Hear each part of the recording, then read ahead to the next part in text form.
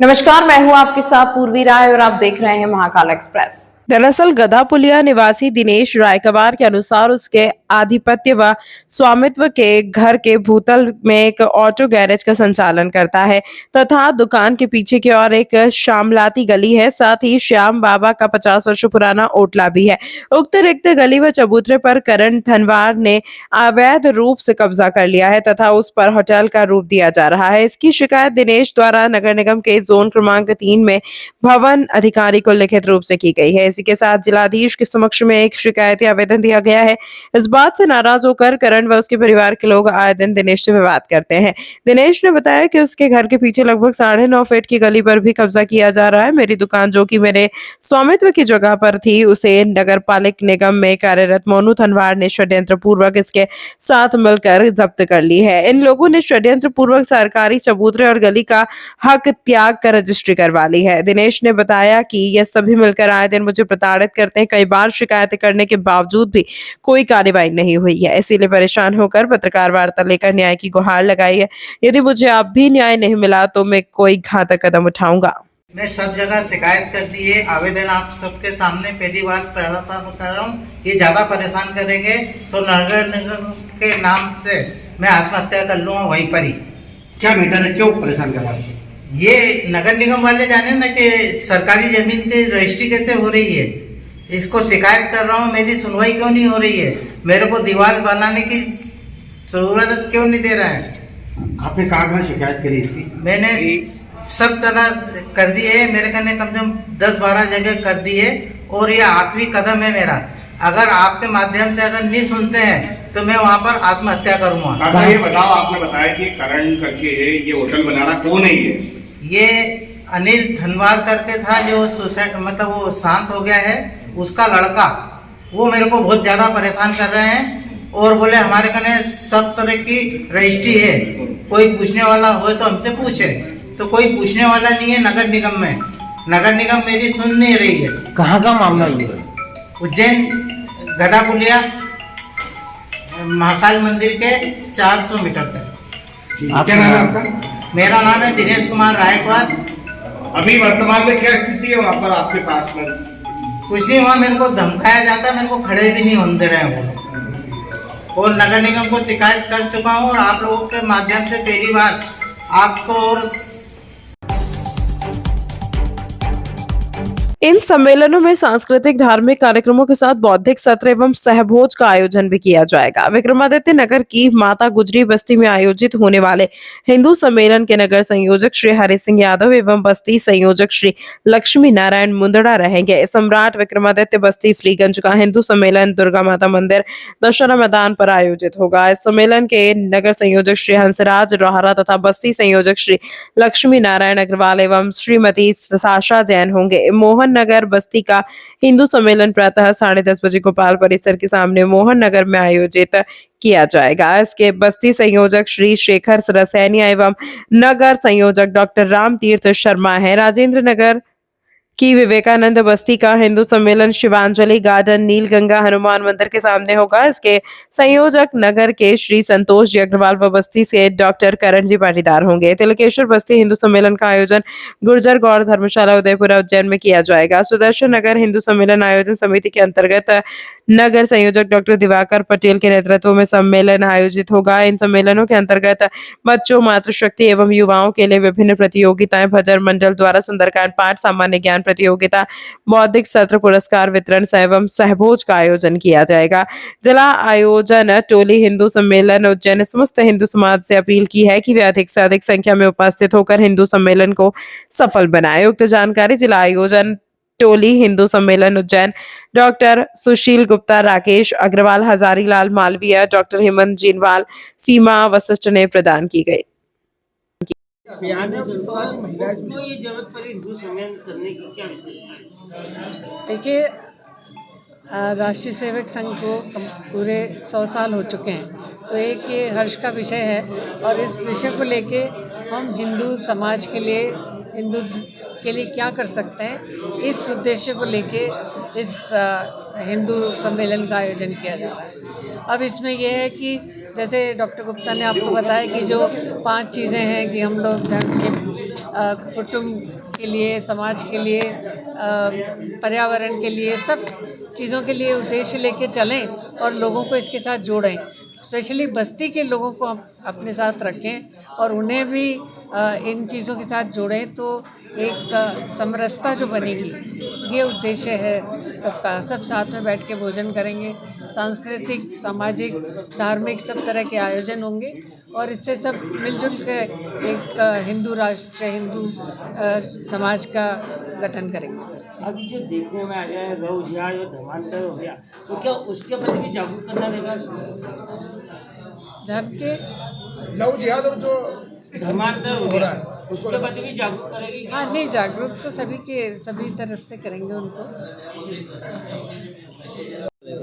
जय श्री राम। ये संघ के 100 वर्ष पूर्व पूर्ण होने पर हिंदू महासभा या हिंदू सम्मेलन एक रखा गया है। हिंदू विचारधाराओं पे समाज में वरिष्ठ हिंदू संगठनों को एक करके और हिंदुत्व की विचारधारा का एक ये महाकुंभ होने जा रहा है। शहर में, पूरे भारतवर्ष में होने जा रहा है। इसमें शहर में बस्ती स्तर पर प्रत्येक घर में संपर्क किया जा रहा है। प्रत्येक घर के लोगों को संगठित होकर इकट्ठा किया जा रहा है, जिसका साहभोज होगा और हर बस्ती में 3 घंटे का एक कार्यक्रम होगा, जिसमें हिंदुत्व से संबंधित सारी प्रक्रियाएं होती है, जैसे सुंदरकांड है, गीता पाठ है, विशिष्ट जो इन्होंने हिंदू समाज के लिए जो काम किया उनका सम्मान है, और साहभोज है। वो भी साहभोज भी बस्तियों के द्वारा अपने द्वारा इकट्ठा किया गया संग्रह से साहभोज है, ताकि सभी लोग एक साथ अपने साथ इकट्ठे हों, अपनी विचारधाराओं का आदान प्रदान करें। हिंदुत्व में क्या कमी, किस ढंग से हम संगठित नहीं हो रहे हैं, मतलब बस्ती स्तर पर ये एक विचारिक महाकुंभ होने जा रहा है जी। ये 1 तारीख से 28 तारीख तक के बीच रहेगा, प्रति पूरे माह चलेगा जनवरी में। हरि सिंह यादव, विक्रमादित्य नगर का संयोजक हूँ मैं, और हमारी बस्ती में 11 बस्तियाँ हैं नगर में, और सभी कार्यक्रम सुनिश्चित हो गए। सब हिंदू को संगठित होने का ये एक महाकुंभ होने जा रहा है। हमारा बृहस्पति बस्ती का हिंदू सम्मेलन हमने आयोजित किया है। इस कार्यक्रम में हमने प्रत्येक हिंदू परिवारों को पत्रिका देके न्योता दिया कि आपको यहाँ पे आना है और अपने कार्यक्रम को करना है। यहाँ पे हमने संत समाज को आमंत्रित किया, हमने महिलाओं में से भी एक वक्ता को आमंत्रित किया, जिसने हमें परिवार नियोजन के बारे में और परिवार में किस तरह से हम कुटुंब प्रबोधन कर सकते हैं, इसके बारे में हमें वक्तव्य दिया। जो संत समाज आया है उन्होंने हमें बताया कि किस तरह से हिंदुओं को एकत्रित होकर रहना चाहिए, और एक हमारे राष्ट्रीय स्वयंसेवक संघ के वक्ता हमने बुलाए थे, उन्होंने हमें बताया कि किस तरह से हिंदुओं का आगे कार्यक्रम किस तरह से आगे होने वाला है और आगे किस तरह से अपन हिंदुओं के लिए कार्य करना चाहिए, जिससे हिंदुओं में एकता रहे और समृद्ध भाव के साथ हमें हमारे देश को आगे बढ़ाना है। क्यों किया जा रहा है ये सारा करना? ये इसलिए किया जा रहा है क्योंकि हिंदुओं के आज के समय में हिंदुओं के परिवारों में हम देखते हैं कि कहीं भेदभाव बहुत सारे बढ़ गए हैं। भाई भाई से मनमुटाव करके रहता है। कई जातियों में अपना हिंदू समाज बटा हुआ है। उन जातियों को एक साथ लाने के लिए हम प्रयास करते रहते हैं, और इसी प्रयास को करने के लिए हमने ये हिंदू सम्मेलन रखा, ताकि हर पटल से हिंदू समाज एक स्थान पे एकत्रित होकर और एकता की बात कर सके। कितनी तारीख से कितनी तारीख चलेगा ये 1 जनवरी से लेकर 18 जनवरी तक का अलग अलग स्थानों पे कार्यक्रम होंगे। पूरे उज्जैन में इस तरह के 65 कार्यक्रम होने वाले हैं। आपका नाम? अंकित जैन। बता दें कि इंदौर में दूषित पानी पीने से 18 लोगों की मौत होने से पूरे प्रदेश भर में माहौल गरमाया हुआ है। इस दुखद घटना को लेकर इंदौर में एक पत्रकार द्वारा मध्य प्रदेश सरकार के नगरीय एवं प्रशासन मंत्री कैलाश विजयवर्गीय से सवाल किया गया, तो उन्होंने अशोभनीय भाषा का उपयोग करते हुए पत्रकार के साथ अभद्र व्यवहार किया, जिसका प्रदेश भर में विरोध किया जा रहा है। इस दौरान जिला कांग्रेस के अध्यक्ष एवं विधायक महेश परमार के नेतृत्व में प्रदर्शन किया गया। इस दौरान कार्यकर्ता क्षीरसागर स्थित कांग्रेस कार्यालय से वाहन रैली के रूप में देवास रोड स्थित मुख्यमंत्री आवास पर पहुंचे, जहां उन्होंने नारेबाजी और घंटा बजाकर विरोध प्रदर्शन करते हुए मुख्यमंत्री से तत्काल इस्तीफा देने की मांग की। इस दौरान शहर कांग्रेस अध्यक्ष मुकेश भाटी सहित बड़ी संख्या में कार्यकर्ता मौजूद थे। आपने देखा इंदौर जैसे स्वच्छ शहर में पूरे देश में वहाँ के सफाई कर्मी भाइयों के कारण पूरे देश में नाम हुआ, लेकिन जिस तरह से वहाँ की ट्रिपल इंजन की सरकार हो, वहाँ स्वयं वहाँ के प्रभारी मंत्री हमारे आदरणीय मुख्यमंत्री हैं, वहाँ उस विधानसभा के नगरीय प्रशासन मंत्री स्वयं विधानसभा के, जल संसाधन मंत्री वहाँ के 9 के 9 विधायक सांसद सभी एक तरफा जीते हैं। जनता ने ये सोच समझकर उनको सहयोग किया, यमदूत देवदूत समझकर उनको वोट दिया, लेकिन वो यमदूत निकले। हम इसकी कड़े शब्दों में निंदा करते हैं। आजाद भारत में माता अहिल्या की नगरी को कलंकित करने का 16 लोग, सोचिए मूलभूत व्यवस्था जल हो या वायु हुई है तो हमारे मूल, लेकिन आप सोचो दूषित पानी से इतनी बड़ी घटना हो, इसके विरोध के लिए हमारे नेता जीतू पटवारी जी के नेतृत्व में, उनके निर्देश पर शहर कांग्रेस के अध्यक्ष मुकेश भाटी जी के नेतृत्व में हम सब कांग्रेस पार्टी के शहर और जिले के सभी जितने भी हमारे ब्लॉक अध्यक्ष हो, निर्वाचित जनप्रतिनिधियों, सभी युवक Congress, NSI, Sevadal, IT cell, बाल कांग्रेस, किसान कांग्रेस, अल्पसंख्यक कांग्रेस, सभी साथियों ने मिलकर उज्जैन में इस तरह की घटना नहीं हो। आप सब सजग और जागरूक पत्रकार बंधु को धन्यवाद देता हूँ। उज्जैन में रोज ये देखने को मिल रहा है, 3 दिन से नगर निगम की गाड़ी चल रही है कि ये पानी आप न पिए। तो हम ये बताना चाहते हैं, विपक्ष का नैतिक हम धर्म निभा रहे हैं कि कम से कम उज्जैन में इस तरह की पुनरावृत्ति नहीं हो। जिस तरह से माता अहिल्या की नगरी पूरे विश्व में कलंकित हुई, उज्जैन ये कलंकित नहीं हो, ये हम जगाना चाहते हैं। और आज हम मुख्यमंत्री कार्यालय का घर का घंटा बजाकर जो कैलाश विजयवर्गीय ने कहा कि घंटा तो दिखाना चाहते थे क्या कैलाश जी शर्म आना चाहिए। और नैतिकता के आधार पर मुख्यमंत्री से हमारी मांग है तत्काल कैलाश विजयवर्गीय और महापौर और जो जिनके नगर निगम के अधिकारी हो, वहाँ के कलेक्टर, उनके ऊपर 302 का प्रकरण जो निलंबित और बर्खास्त हो, उन पर कड़ी कार्रवाई हमारी मांग है। इंदौर में कल जो मौत हुई उनके घर परिवार के मिलने भी गए थे आप लोग कल? हम कल गए, हमारे नेता जीतू पटवारी जी के निर्देश पर जांच दल आदरणीय सज्जन सिंह वर्मा जी, प्रताप गेवाल जी और मैं भी उसमें था। एक घर हम गए, वहाँ उन पीड़ित परिवार ने, मृतक परिवार ने जो बताया, और भारतीय जनता पार्टी के कुछ गुंडे जब देखा कि पूरे देश के सामने सच्चाई सामने आने वाली थी, वो बता रही थी माता जी उनकी बच्चियां छोटी छोटी के हम पिछले लगातार 2-3 महीने से कई बार शिकायत कर रहे हैं, लगातार पूरे क्षेत्र के भागीरथपुरा के कह रहे हैं, लेकिन कोई सुनने वाला नहीं। तो 10-20 भारतीय जनता पार्टी के गुंडे पुलिस को आगे करके ये आंदोलन को जाने दिखाना नहीं चाहते थे, तो रोका है। कुछ नहीं, लोकतंत्र में सब चलता है, हम इनसे डरने वाले नहीं है। हम राहुल गांधी जी के सिपाही हैं और राहुल गांधी जी भी 11 तारीख को इंदौर में आ सकते हैं। बड़ा आंदोलन लड़ेंगे और मध्य प्रदेश की जनता को न्याय दिलाएंगे। बैठक प्रारंभ होने से पूर्व देश की प्रथम महिला शिक्षिका क्रांति ज्योति सावित्रीबाई फुले की 175वीं जयंती श्रद्धा एवं हर्षोल्लास के साथ मनाई गई। समाजजनों ने उनके चित्र पर माल्यार्पण कर सावित्रीबाई फुले अमर रहे के जयकारे लगाए। मनीष चौहान ने जानकारी देते हुए बताया कि बैठक में परिषद को संगठित एवं मजबूत करने, समाज के बीच आगामी कार्यक्रमों के आयोजन तथा भविष्य की राजनीति एवं परिषद की कार्य योजना को लेकर विस्तृत चर्चा की गई।